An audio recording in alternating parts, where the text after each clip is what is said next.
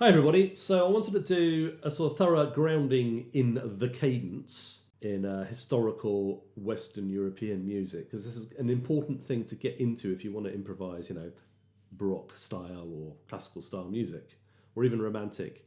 And actually it has a lot to do with the way music is today, because things like jazz take a lot from Western European music. Now, you're probably thinking cadence, well, what's the big deal? It's just 5-1, right? In the key of C major, G7 to C major, right? Well, you're right, but in order to get into the specifics, and the style of any music is all about the specifics and the details, it's actually much better to think about them, I think, in terms of counterpoint. So we're going to roll the clock back down to the Middle Ages, because why not? And we're going to talk about plain song. Now, most plain song ends with a stepwise descent to, nominally what could be the tonic. But plain song's modal, right? It can be Dorian, Mixolydian, Ionian, Phrygian even. Basically, there's two ways it can end. It can either end with a whole step, which is true of most modes, or for the Phrygian, it can end with a half step. The Phrygian will become relevant later, but let's talk about the whole step ones. So, in early polyphonic music, so thinking of people like Guillaume de Machaut, Dufay, Ockeghem, people like that, and running on into the Renaissance period, the music was based on a plain chant tenor. So the cadence it follows would be one of those melodic cadences, with other voices going against it. So by the Renaissance, there was a system for doing this, or at least a system for teaching it and classifying it.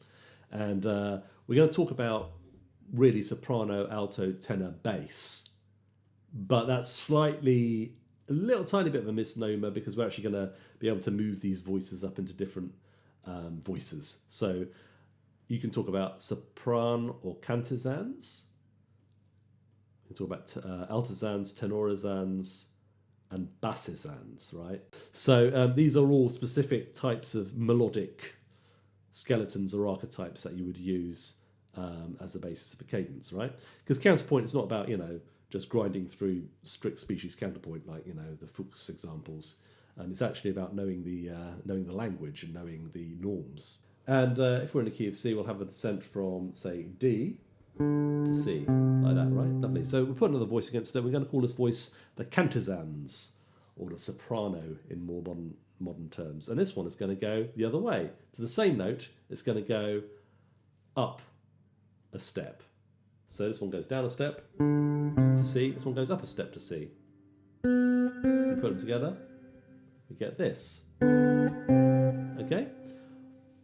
So that's basically what that is, right? We're going to talk about the cantizans quite a lot today, or the sopran quite a lot today. I call it the soprano. Now, we can flip this over. We can do it the other way around or whatever. So when I say soprano, this is like just what the voice movement is called, as opposed to the actual vocal part. So I'll say sopran instead of soprano, or I'll try to anyway, to make that slightly less confusing, although I admit that it is confusing, okay? I didn't invent this stuff. You can blame the people hundreds of years ago who came up with it. Okay. For more information, I will also include a link to an early music sources video on cadence and cadence theory, which goes into a little bit more depth. Okay, so we can add other voices, and the big news in the Renaissance era was the bass, a voice that goes under the tenor, if you can imagine such a thing. Okay, and this would normally go 5-1, right? Yeah. So now we've got our 5-1 cadence.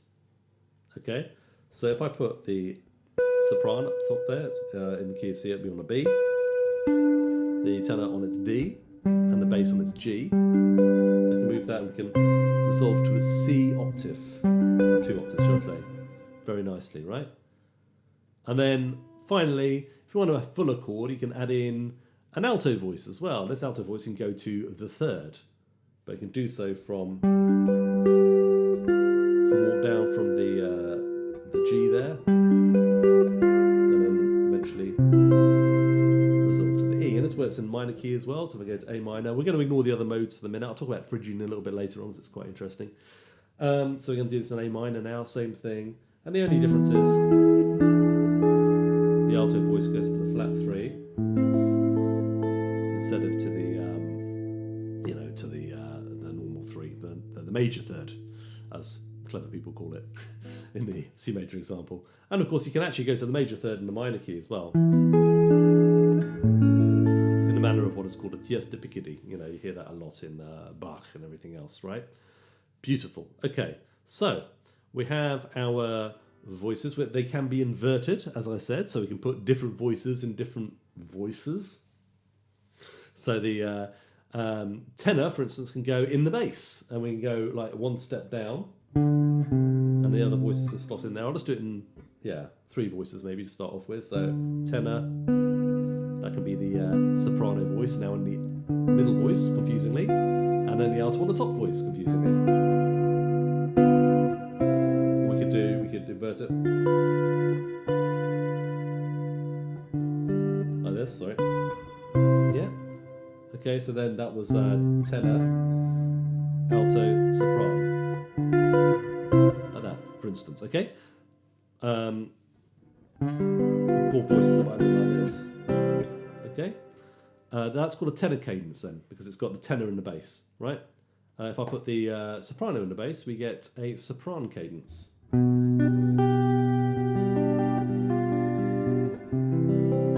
Nice, huh? So these are all effectively inversions of the dominant chord. This is second inversion, and this is first inversion. Okay, and lastly, my favourite, the alto cadence. We're just going to go straight from the F for this one. So if we do that, we've got the third inversion dominant, or the sharp 4-2 chord, going to a first inversion or 6-3 chord of C, right? Okay, so I want to show ways you can now embellish this basic cadence. Yeah, I think you'll agree it sounds pretty classical, pretty churchy. You know, it's old school, and it's because of these specific voice movements that you're using within it. So be on the lookout for those in the music. Now, we can stretch this out in various ways. There's something called the longer cadence, or long cadence, which is basically if we go 1, 7, 1 in the Cantizans, and we have other voices that go along with that. So if I go, for instance, just 5-1, it would be like, it's a G sus chord, which embellishes it slightly. And we can do things with that. We can change the bass line. So if I go 4-5-1, get that very familiar chord progression, and of course there's 2-5-1 as well, which is the same, or whatever.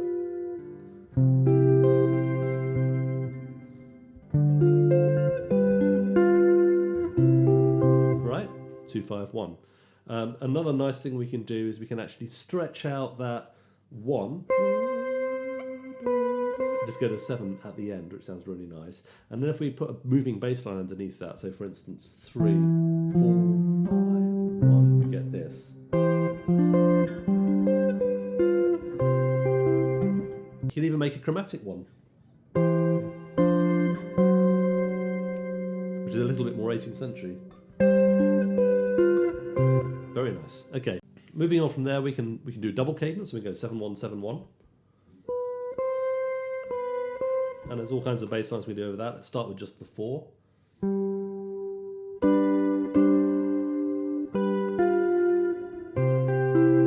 So we're going to move the bass around a bit more underneath that. So talking about the soprano, if I start with like a 5, 6, 4, 5, 1, I can get 7, the soprano, or B, 1 or C. Stay on the 1 for the 4. Back to 5 again. So if I put some other voices in that, it sounds like this.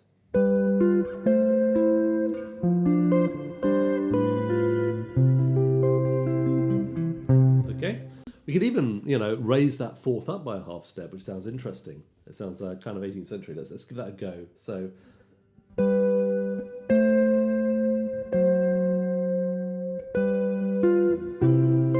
the other voices.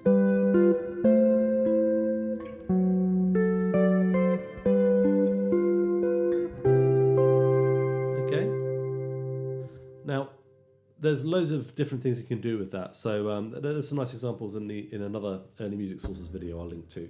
But I just want to show you how that works in a minor key, because that's where it gets. I love minor keys. Minor keys are my favourites. So let's go A minor. Let's do just this one. Let's resolve to a minor chord in this occasion, right? And let's go. Okay, let's do the 3, 4, 5, 1. So we get this.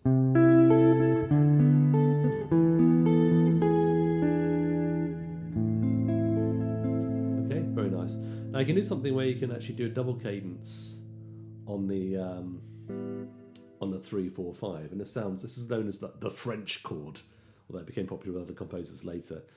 The early music sources video also concerns this. So let's have a go at that then.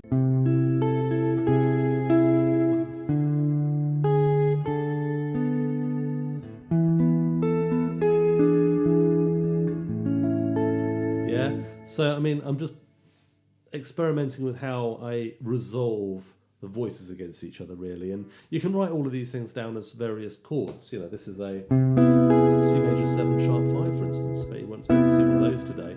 But, I mean, that's all great. But I'm really thinking about the voices, and I think that's the important thing. Here's another nice one. So we go 5, flat 6, 4, 5, like this, okay? So we're going to go 7.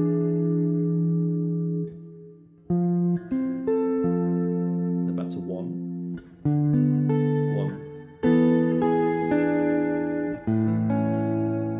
Okay, and then back to A major there. So that's a really nice one. Epic. How can we make it sound more epic? We sharpen the 4th. Let's do that.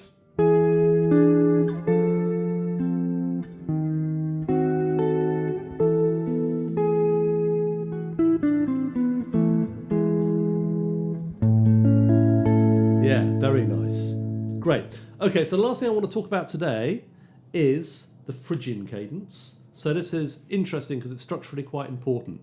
So the Phrygian cadence happens on the 5, the minor key, right? Because that's traditionally where the Phrygian is. You know, in plain song, that would be the half step in the tenor. So if I do that, we've got a Cantizans against it. It's going to be going up a step. So from D to E in this case, F to E in the tenor, D to E in the soprano, or the sopran, or the Cantizans.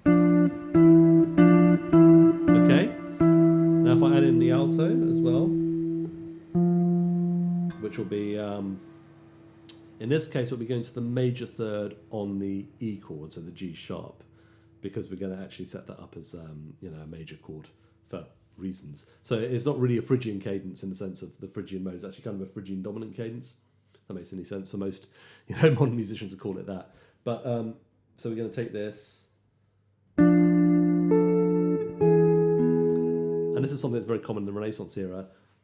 They thought of it as being a cadence in the Phrygian mode, right? And the reason why they went to the major chord is because they didn't regard the minor as being a proper consonance. Okay. However, as time wore on, we start to see it more and more as a half cadence. So, for instance, if I do a sort of minor thing.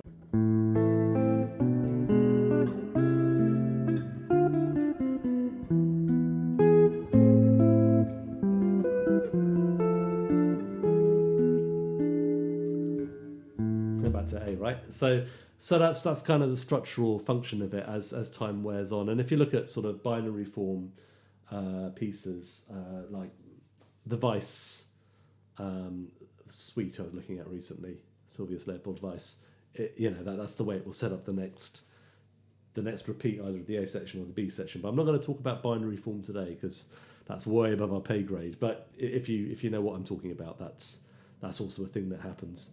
And as time wore on, they actually thought, well, it'd be quite nice if we had the Cantizans going up by a semitone. So they ended up turning that D into a D sharp. So, and that's where the so-called augmented sixth chords come from. Yeah, there you go. Anyway, that's all the time I've got for cadences today. I hope you agree that you can be very sort of playful with them. You know, you don't have to necessarily resolve all the same notes at the same time.